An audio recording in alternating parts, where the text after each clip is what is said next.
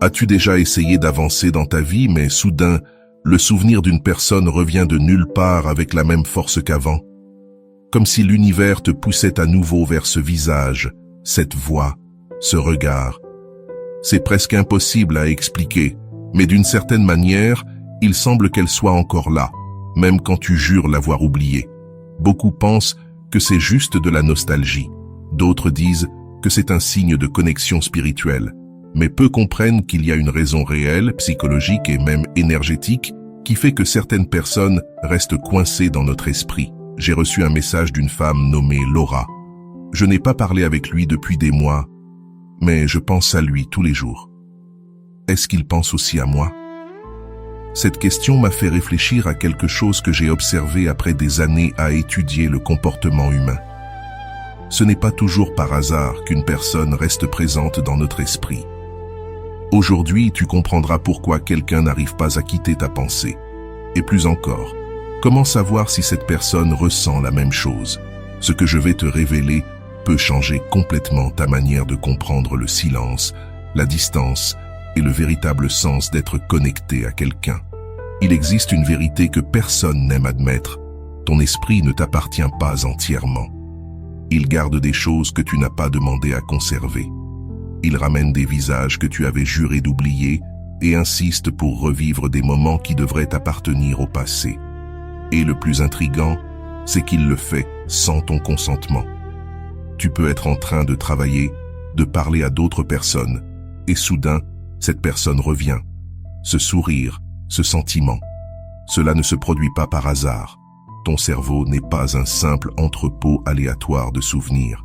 Il sélectionne, hiérarchise et maintient en vie seulement ce qui porte une charge puissante, une émotion intense, un besoin non résolu ou une empreinte profonde dans ton identité. Quand quelqu'un ne sort pas de ta tête, ce n'est pas parce que tu es faible ou dépendant, c'est parce que cette personne a laissé une marque si forte que ton système nerveux est encore en train de la traiter. Chaque fois que tu vis quelque chose d'émotionnellement intense, ton cerveau crée des connexions neuronales. Plus l'expérience est forte, plus ces connexions sont solides. Et quand cette personne s'en va par rupture, distance ou silence, ces connexions ne disparaissent pas. Elles restent actives, prêtes à se réactiver à tout moment. Une chanson, une odeur, un mot ou même une simple pensée. Mais il se passe quelque chose de plus profond encore. Il existe un phénomène appelé besoin de clôture. Notre cerveau déteste les histoires incomplètes. Il a besoin de réponses, de clarté, d'un point final. Quand quelque chose se termine brutalement, de manière confuse ou sans explication, ton esprit entre dans une boucle. Il essaie de combler les vides, de réécrire la fin, de comprendre ce qui a mal tourné. Et tant qu'il n'obtient pas cette réponse, cette personne continue d'occuper de l'espace dans ta tête. Salut à tous ceux qui nous regardent depuis différentes parties du monde, à tous nos amis de la France, du Canada, de la Belgique, de la Côte d'Ivoire, du Cameroun, des États-Unis, du Maroc, de l'Île-de-France, d'Algérie, d'Haïti, du Togo et bien sûr au reste de nos frères et sœurs. Bienvenue sur Vision Stoïcienne. C'est toujours un plaisir de me connecter avec vous en partageant des idées profondes issues du vaste monde. N'oubliez pas de cliquer sur « J'aime », de partager cette vidéo avec vos proches, de vous abonner à notre chaîne et d'activer la cloche de notification pour rester informé de nos contenus les plus récents. Chaque geste compte pour nous aider à faire grandir cette communauté dédiée à la sagesse et à l'épanouissement. Voici maintenant la partie que peu connaissent. Plus tu essaies d'oublier, plus tu te souviens. Ce n'est pas ta faute, c'est un mécanisme psychologique appelé effet rebond. Quand tu te forces à ne pas penser à quelqu'un, ton cerveau interprète cela comme une menace et renforce la mémoire. C'est comme essayer de ne pas penser à un éléphant rose. Le simple fait d'éviter l'idée la fait revenir. Ainsi, plus tu luttes contre la pensée, plus elle s'intensifie. De plus, les souvenirs chargés d'émotions sont stockés différemment dans le cerveau. Ils vont directement dans une région appelée l'amygdale, responsable des expériences liées à la peur, au désir, à la passion ou à la perte. C'est pourquoi tu peux oublier ce que tu as mangé hier, mais te souvenir parfaitement de son regard une nuit particulière, il y a 3 ans. Ce n'est pas de la nostalgie, c'est de la biologie. Mais il y a quelque chose au-delà de la science. De nombreuses traditions spirituelles affirment que lorsqu'une personne ne quitte pas ton esprit, c'est parce qu'il existe une connexion énergétique encore active, comme un fil invisible qui vous relie tous les deux, et chaque fois que l'un pense à l'autre, ce fil vibre. Et voici le secret. Ce fil ne vibre pas que d'un côté. Si tu le sens, il est très probable que l'autre aussi. As-tu déjà remarqué que parfois, tu penses à quelqu'un et peu après cette personne te contacte, ou tu entends son nom, ou tu la croises par hasard? Ce n'est pas une coïncidence, c'est une synchronicité. La synchronicité, c'est l'univers qui te montre qu'il existe quelque chose de plus grand entre vous deux, quelque chose qui dépasse la logique, le contrôle et la vue. Quand tu n'arrives pas à chasser quelqu'un de ton esprit, ton inconscient essaie de te dire quelque chose. Cette personne a encore une signification pour toi. Cela peut être un amour non résolu, une leçon inachevée ou même une connexion qui transcende le temps et l'espace. Et le plus incroyable, c'est que si tu le ressens avec une telle intensité, il est très probable qu'elle aussi le ressente. Maintenant que tu comprends pourquoi quelqu'un reste dans ton esprit, il est temps de découvrir comment savoir si cette personne pense aussi à toi. Parce qu'il y a une grande différence entre une obsession unilatérale et une vraie connexion. Et les signes de cette différence t'entourent. Il suffit d'apprendre à les voir. Commençons par le plus subtil, les rêves. Combien de fois as-tu rêvé de cette personne ces dernières semaines? Et je ne parle pas de rêves ordinaires, mais de ceux qui paraissent trop réels, qui te laissent troubler au réveil, comme si elle avait vraiment été là. Beaucoup de cultures anciennes croient que les rêves sont des portails de communication entre les âmes. Quand tu rêves intensément et de façon récurrente de quelqu'un, cela peut être le signe qu'il pense aussi à toi, consciemment ou non. Mais les rêves ne sont qu'un début. Il y a aussi les synchronicités. Tu penses à quelqu'un et quelques minutes plus tard, tu reçois un message. Tu te remémores un souvenir et soudain, la chanson qui vous liait se met à jouer. Ou tu vas quelque part et quelque chose te le rappelle. Ces coïncidences ne sont pas aléatoires. Ce sont des messages du monde subtil, des signaux montrant qu'une fréquence commune vous unit encore. Il existe un concept fascinant appelé résonance émotionnelle. Quand deux personnes partagent une connexion profonde, elles commencent à vibrer sur la même fréquence. Cela signifie que lorsque l'un pense à l'autre, une onde émotionnelle est créée et peut être ressentie même à distance. Tu as peut-être déjà eu cette envie soudaine d'envoyer un message à quelqu'un et la personne t'a répondu « Je pensais justement à toi ». C'est cela, la résonance. Autre signe puissant, les changements d'humeur sans raison apparente. Tu es tranquille et soudain tu ressens un manque, une nostalgie ou même une joie inexplicable. Il est possible que, précisément à ce moment-là, l'autre pense à toi avec intensité. Les émotions se propagent, surtout quand le lien est fort. Tu captes inconsciemment ces ressentis. Et il y a aussi les sensations physiques, la chair de poule sans raison, le cœur qui s'accélère, une pression dans la poitrine qui va et vient. Beaucoup de traditions affirment que quand quelqu'un pense à toi avec force, ton corps le perçoit, surtout si le sentiment est chargé de désir, d'amour ou de nostalgie. Ton corps agit comme une antenne, captant des signaux énergétiques que ton mental ne comprend pas encore. Enfin, voici l'un des signes les plus méconnus, son retour. Combien de fois étais-tu prêt à tourner la page et soudain cette personne réapparaît? Un message, une réaction sur les réseaux ou une rencontre inattendue. Ce n'est presque jamais un hasard. Cela arrive souvent parce qu'elle a ressenti ta présence, ton énergie, ta vibration. Quelque chose l'a inconsciemment poussé à revenir vers toi. Si tu vis plusieurs de ces signes en même temps, les chances qu'elle pense aussi à toi sont très élevées. Ce n'est pas une illusion, ni du positivisme naïf. Ce sont des phénomènes réels que des milliers de personnes ont vécu. La connexion entre deux êtres ne s'éteint pas simplement parce qu'ils ont cessé de se parler. Elle demeure en silence, attendant d'être reconnue. Tu peux croire que tout cela n'est que spiritualité ou coïncidence, mais en réalité, il existe une explication scientifique solide à ce que tu ressens. Et lorsque tu comprends cette science, tout commence à prendre un sens nouveau et profond. As-tu déjà ressenti cela? Ce n'est pas seulement ton cœur qui soutient ton attachement à quelqu'un, c'est aussi ton cerveau, ton corps et même la chimie de ton sang. Commençons par la dopamine. Ce neurotransmetteur est responsable du plaisir, de la récompense et de la motivation. Quand tu étais avec cette personne, ton cerveau libérait d'intenses doses de dopamine chaque fois que vous vous voyiez, que vous parliez ou que vous vous touchiez. Ton système nerveux a appris à associer sa présence au plaisir. Et maintenant, même si elle n'est plus là, ton cerveau cherche encore cette sensation. C'est pour cela que tu penses constamment à elle. Ton cerveau est littéralement accro à la dopamine qu'elle a générée. Mais ce n'est pas tout. Il y a aussi l'ocytocine, connue comme l'hormone du lien. Elle se libère pendant les moments d'intimité, les étreintes, les conversations profondes et la connexion émotionnelle. L'ocytocine crée des attaches. Elle te fait sentir en sécurité, accueilli et à ta place auprès de quelqu'un. Et quand cette personne s'en va, ton corps ressent l'absence de cette hormone. C'est comme si tu étais en manque, en sevrage. Ce n'est pas du drame, c'est de la biochimie pure.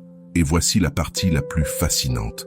Le cerveau ne fait pas bien la différence entre le passé et le présent quand il s'agit d'émotions.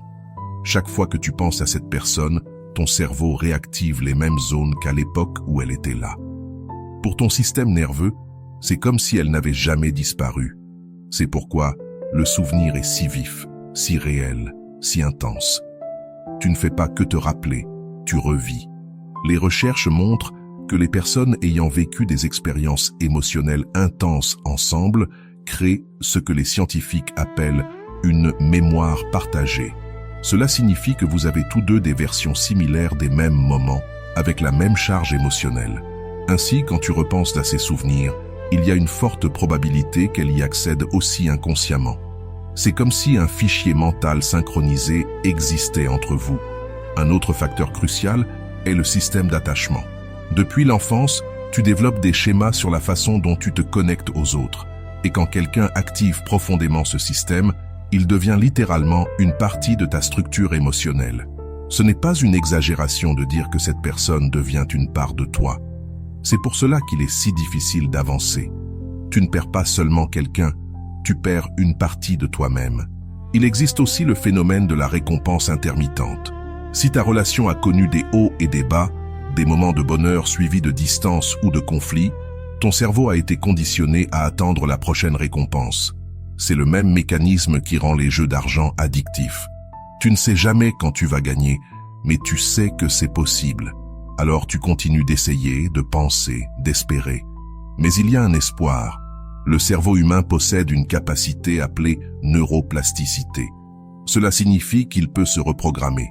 Cependant, pour y parvenir, il faut créer de nouvelles connexions neuronales plus fortes que les anciennes. Et cela demande du temps, de la patience et surtout de l'acceptation. Forcer l'oubli ne fonctionne pas. Ce qui fonctionne, c'est d'accepter la mémoire sans la laisser contrôler ta vie. Et il y a un aspect encore plus profond. Certaines recherches en physique quantique et en conscience suggèrent que les pensées émettent des fréquences, des ondes énergétiques qui peuvent être captées par d'autres, surtout quand un lien émotionnel est fort. Cela expliquerait pourquoi tu penses parfois à quelqu'un juste avant qu'il ne te contacte. Ce n'est pas de la magie, c'est de l'énergie, une connexion réelle qui se produit à un niveau que la science commence à peine à comprendre. Alors, lorsque tu sens que tu ne peux pas sortir quelqu'un de ta tête, comprends que ce n'est pas de la faiblesse. C'est le résultat d'une combinaison puissante de chimie cérébrale, de mémoire émotionnelle, de schémas d'attachement et de fréquences énergétiques. Et si tu vis cela, il est très probable que l'autre personne traverse le même processus, car les connexions réelles ne sont jamais unilatérales. Elles vibrent dans les deux sens. Maintenant que tu comprends ce qui se passe à l'intérieur de toi, il est temps de comprendre ce qui se passe à l'extérieur. Parce que l'univers a une manière bien à lui de confirmer les connexions réelles.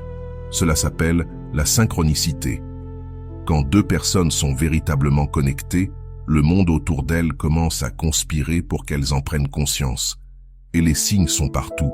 Tu penses à elle, et peu après, elle te contacte. Un message, un appel, un commentaire sur les réseaux sociaux.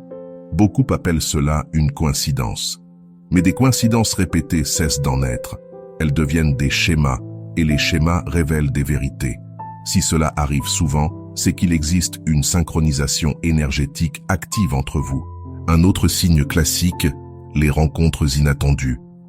Tu te trouves dans un lieu où tu ne vas jamais, ou à un moment inhabituel, et soudain, elle apparaît.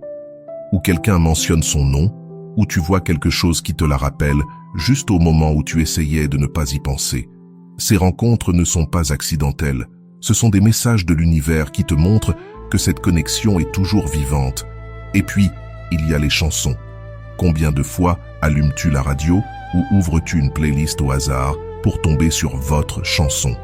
Pas une chanson populaire, mais celle qui porte un souvenir précis. Quand cela se répète, c'est un message clair de l'univers. Regarde, il y a quelque chose ici que tu dois voir. Fais aussi attention aux nombres répétés. Si tu commences à voir des chiffres qui te rappellent cette personne, une heure, une plaque d'immatriculation, un reçu, et que cela se produit quand tu penses à elle, c'est de la pure synchronicité. Beaucoup de traditions spirituelles croient que les nombres sont des messages, et quand ils se répètent, c'est que le message veut être entendu. Et il y a des signes plus subtils, des changements dans ton environnement, des lumières qui clignotent, des objets qui tombent, des appareils qui se dérèglent. Cela peut sembler anodin, mais ces choses se produisent souvent lorsqu'il y a une forte charge émotionnelle dans l'air.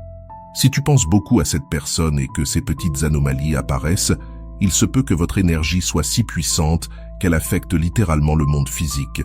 Tu commences même à voir son nom partout, dans des livres, des panneaux, des conversations, des actualités, comme si tout l'univers te parlait d'elle. Ce n'est pas une illusion. Ton cerveau est accordé sur une fréquence précise, captant tout ce qui y résonne. Et parfois, c'est aussi l'univers qui te pousse à te rappeler qu'elle compte encore, que votre histoire n'est peut-être pas terminée. Mais voici le signe le plus révélateur de tous. Quand tu finis par lâcher prise, quand tu décides vraiment d'avancer, d'arrêter d'attendre, c'est à ce moment précis qu'elle réapparaît. Parce que lorsque tu libères l'énergie bloquée, tu crées un vide énergétique qui attire ce qui est véritablement à toi. Si elle revient quand tu la laisses partir, c'est que le lien entre vous est réel. Ce n'est pas une illusion, c'est le destin qui se manifeste. Mais attention, les synchronicités ne sont pas des garanties. Ce sont des signes, des indications qu'une force plus grande est à l'œuvre. Ce que tu fais de ces signes, c'est à toi d'en décider. Quand l'univers insiste, ce n'est jamais en vain. Tu peux choisir d'observer ou d'agir, mais une chose est certaine. Quand les signes se répètent, ils veulent dire quelque chose. Si tu les vois souvent, il est très probable qu'elles aussi perçoivent les siens. Car la synchronicité n'agit jamais dans un seul sens. Elle est un pont, et les ponts relient deux âmes. Il existe un plan invisible où tout se forme avant de se manifester dans le monde physique. Un lieu où les pensées deviennent des ondes, où les émotions se transforment en fréquences, où les connexions humaines tissent de véritables champs d'énergie.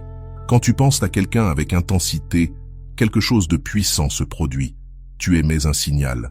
Et si cette personne pense aussi à toi, ces deux signaux se rencontrent à mi-chemin, créant un pont énergétique que vous pouvez tous deux ressentir. Imagine l'énergie comme des ondes radio. Chaque être humain a sa propre fréquence, comme une station qui émet en continu. Lorsque tu te connectes profondément à quelqu'un, vos fréquences se synchronisent. Vous commencez à vibrer à l'unisson. Même séparés physiquement, ces fréquences demeurent actives. Chaque fois que tu penses à elle, ta vibration envoie une onde qui la touche. Si elle est réceptive, consciemment ou non, elle la capte. C'est pourquoi tu peux recevoir un message soudain, un frisson inattendu, ou faire un rêve si réel qu'il semble partagé. Ce n'est pas une coïncidence, c'est une résonance énergétique. Vos deux âmes émettent et reçoivent simultanément, créant un dialogue silencieux. Pas de mots, pas d'écran, pas d'intermédiaire, seulement de l'énergie pure circulant entre deux cœurs. Ce champ énergétique ne disparaît pas lorsque vous cessez de vous parler. Il reste là, latent, attendant d'être réactivé. C'est un fil invisible qui ne s'est jamais vraiment rompu. À chaque pensée chargée d'émotions, l'un de vous tire sur ce fil et l'autre le ressent. Accélération du cœur, tremblement de la peau, esprit distrait. Le corps ne ment pas. De nombreuses traditions anciennes parlent de ces cordons énergétiques reliant les âmes qui se sont profondément aimées. Ces liens s'accrochent au chakra du cœur et maintiennent les deux êtres connectés, même après la séparation. Ce n'est pas quelque chose de négatif. C'est la preuve qu'un amour vrai laisse une empreinte au-delà du temps et de l'espace. Quand tu penses intensément à quelqu'un, tu actives ce lien, tu le fais vibrer, tu envoies de l'énergie d'un cœur à l'autre.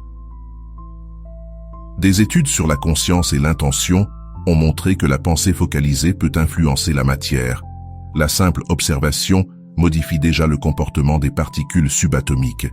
Imagine alors la puissance d'un esprit chargé d'amour, de désir ou de nostalgie. En pensant à elle avec intensité, tu donnes littéralement forme au champ d'énergie qui vous entoure. Tu crées une attraction magnétique qui peut la ramener à toi. Mais il y a un détail essentiel. L'énergie suit l'intention. Si tu penses à elle avec désespoir, attachement ou peur de perdre, l'énergie devient lourde et étouffante. Cette vibration, au lieu d'attirer, repousse. En revanche, si tu penses à elle avec amour sincère, gratitude et souhait de bien-être, ton énergie devient légère, expansive et magnétique. Ce type d'énergie n'impose pas, il attire naturellement. C'est pourquoi tant de gens racontent qu'au moment où ils ont enfin lâché prise, la personne est revenue. Ce n'est pas de la magie, c'est de la physique énergétique. Quand tu cesses de retenir, tu cesses d'émettre une vibration dense, laissant place à l'énergie de lumière, celle du véritable amour. Cette énergie traverse les distances, brise les silences et fait parfois sonner le téléphone. Certains parlent même de rêves partagés. Deux personnes rêvant de la même scène, la même nuit, ressentant la même émotion. Dans le plan du rêve, les barrières de l'ego tombent. Les âmes sont plus ouvertes, plus vulnérables, plus connectées au champ collectif. Si le lien entre vous est fort, il est possible que vous vous retrouviez dans ce plan sans même en avoir conscience. Alors, lorsque tu penses beaucoup à quelqu'un, souviens-toi que tu n'es pas simplement en train de te remémorer, tu actives des forces invisibles. Tu envoies des signaux à l'univers, tu crées des ondes qui peuvent atteindre son cœur, même à l'autre bout du monde. Et si elle pense aussi à toi, ces ondes se rejoignent, s'amplifient et deviennent impossibles à ignorer. Un serrement dans la poitrine, une envie soudaine de revenir, une émotion sans explication. Mais voici la clé. Comprendre les signes, la science et l'énergie ne suffit pas si tu ne sais pas distinguer une véritable connexion d'une illusion née du manque. Cette distinction peut éviter des mois, voire des années d'attente inutile. Elle peut aussi te donner le courage de croire en ce que tu ressens et d'agir. Sois brutalement honnête avec toi-même. Penses-tu à elle parce que ton âme est liée à la sienne? Ou parce que tu te sens seul? Parce que tu t'ennuies? Parce que rien d'autre n'a fonctionné? Ces questions font mal, mais elles libèrent. Souvent, ce qu'on appelle amour n'est que peur de la solitude. Confondre les deux te maintient prisonnier d'un cycle de souffrance. Un signe clair d'une connexion authentique est la réciprocité passée. S'il y avait un échange réel, une émotion partagée, alors ton ressenti repose sur quelque chose de vrai. Mais si tu as toujours été le seul à poursuivre, à donner, à espérer, alors peut-être que tu idéalisais quelque chose qui n'a jamais existé. La vraie connexion demande deux cœurs engagés. Observe aussi ce que tu ressens en pensant à elle.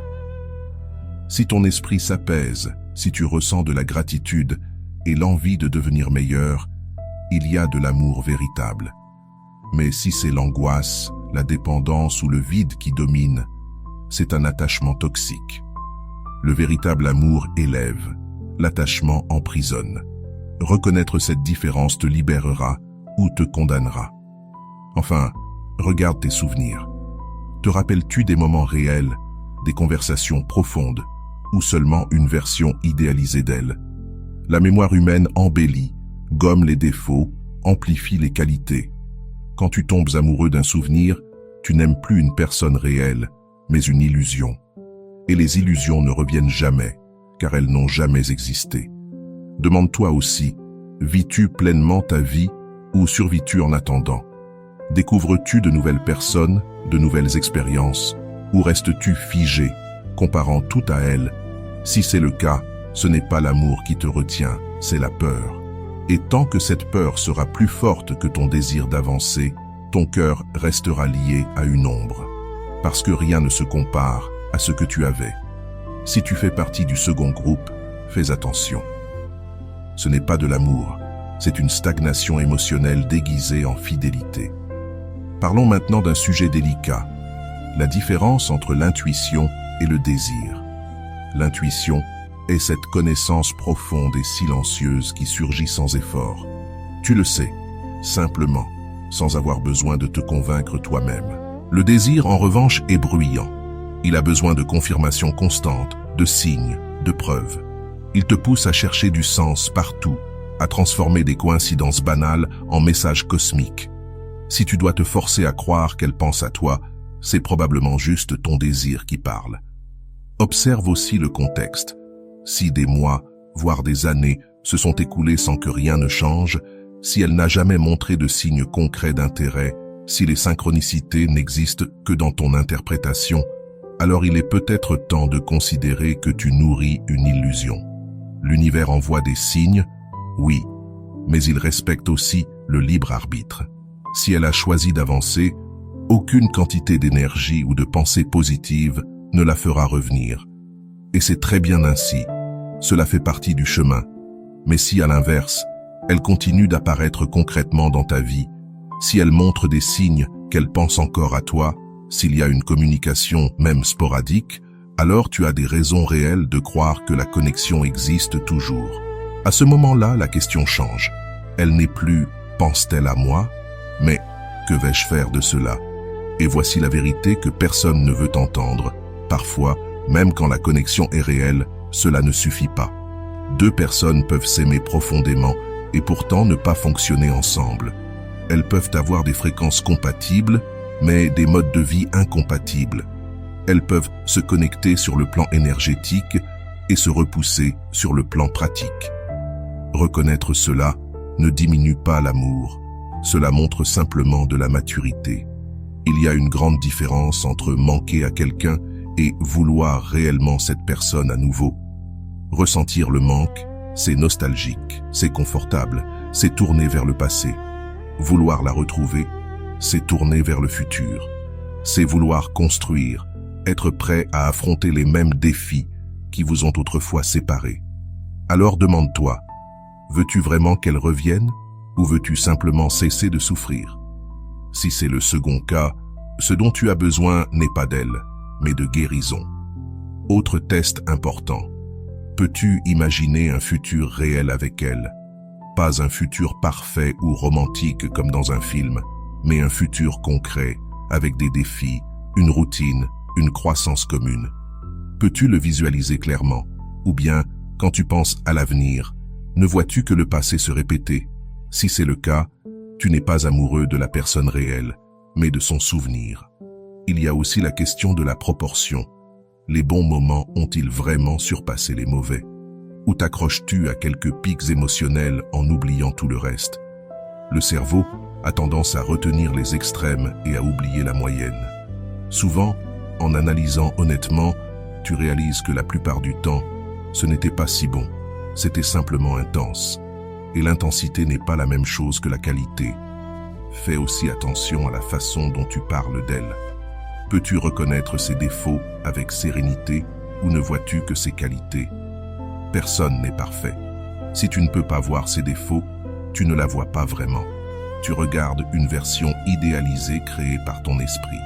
Or, les relations réelles nécessitent des regards réels, pas des idéalisations. Il existe un signe indéniable que tes sentiments sont sincères. Tu soutiens son bonheur, même si elle n'est plus avec toi. Cela semble impossible quand on souffre, mais c'est le marqueur le plus vrai de l'amour authentique. Si tu veux simplement la récupérer parce que tu ne supportes pas l'idée qu'elle soit avec quelqu'un d'autre, c'est de la possessivité. Mais si, même dans la douleur, tu peux lui souhaiter sincèrement d'être heureuse, alors ce que tu ressens est réel. Et peut-être, justement parce que c'est réel, cela mérite une seconde chance. La véritable épreuve la plus profonde est celle-ci. Peux-tu être heureux sans elle? Je ne parle pas d'oublier ni de faire semblant que ça ne fait pas mal. Je parle de construire une vie pleine de sens, de joie et de paix, même si elle ne revient jamais. Si la réponse est non, si ton bonheur dépend entièrement d'elle, alors ce que tu ressens n'est pas de l'amour, c'est de la dépendance. Et la dépendance n'a jamais ramené personne. Elle fait fuir. Mais si tu peux être heureux seul, si tu peux honorer le souvenir sans t'y noyer, si tu peux avancer tout en gardant ton cœur ouvert, alors tu es sur la bonne voie. Et curieusement, c'est exactement à ce moment-là que les choses commencent à bouger, parce que tu as enfin cessé de poursuivre. Et ce qu'on ne poursuit pas a l'espace pour revenir. La vérité nue est celle-ci. Si tu dois constamment lire des messages, revoir des vidéos ou chercher des signes pour te convaincre qu'elle pense à toi, c'est probablement qu'elle n'y pense pas tant que ça. Quand c'est réel, tu le sais. Tu n'as pas besoin de confirmation extérieure. Tu le sens. Les signes sont clairs, pas des miettes que tu dois interpréter. Mais cela ne veut pas dire que tu as tort de ressentir ce que tu ressens. Cela signifie peut-être simplement qu'il est temps de rediriger ton énergie, d'arrêter de regarder en arrière et de commencer à construire vers l'avant. Comprends que certaines personnes entrent dans nos vies pour nous enseigner, pas pour rester. Et tout va bien ainsi. Tu n'as pas échoué, rien n'est perdu. L'amour que tu as ressenti était réel, même si la fin n'a pas été celle que tu espérais. Alors, au final, comment savoir si c'est réel? Regarde les faits, ressens l'énergie, mais surtout, écoute ton véritable cœur, pas celui qui est blessé, pas celui qui est dépendant, mais celui qui connaît la vérité au fond de toi avant même que tu ne l'admettes. Ce cœur-là ne ment jamais. Et s'il dit que c'est réel, crois-le. Mais s'il te dit qu'il est temps de lâcher prise, respecte-le. Parce que parfois, le plus grand acte d'amour, c'est justement de laisser partir et de faire confiance au fait que si cela doit être, l'univers trouvera le moyen de le ramener vers toi. Et si ce n'est pas le cas, il te montrera quelque chose d'encore meilleur. Quelqu'un qui ne t'envoie pas de signes, quelqu'un qui reste tout simplement. Si tu es arrivé jusqu'ici, permets-moi de te remercier profondément pour ton temps et ton attention consacrée à cette vidéo. Avant de partir, abonne-toi à la chaîne si ce n'est pas encore fait. Je te laisse ici 2 vidéos qui pourraient t'intéresser. Prends soin de toi et à bientôt.